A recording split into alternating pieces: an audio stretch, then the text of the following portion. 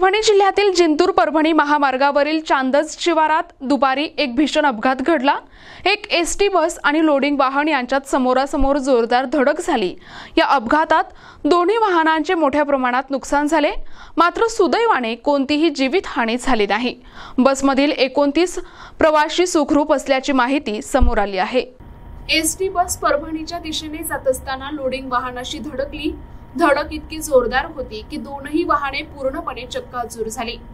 Loading वाहनात चालक गजानन आव्हाड, पिंकेश्वर वाघमारे आणि रावसाहेब वाघमारे हे तिघे होते। अपघाताची माहिती मिळताच स्थानिक नागरिक, पोलीस आणि रुग्णवाहिका तात्काळ घटनास्थळी दाखल झाल्या। पोलिसांनी तात्काळ मदतकार्य सुरू केले आणि किरकोळ जखमी झालेल्या 29 प्रवाशांना पुढील उपचारांसाठी बोरी या ठिकाणी ग्रामीण रुग्णालयात पाठवले। अपघातामुळे महामार्गावरील वाहतूक काही काळासाठी थांबली होती, मात्र पोलिसांनी क्रेनच्या मदतीने वाहने बाजूला करून वाहतूक सुरळीत केली। या घटनेची नोंद करून पोलिसांनी पुढील तपास सुरू केलाय।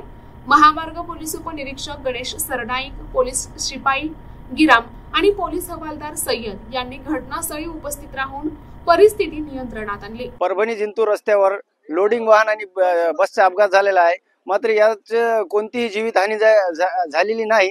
जिंतूरहून रियाज चाऊस, प्रतिनिधी रियाज चाऊस, NTV न्यूज मराठी, जिंतूर परभणी।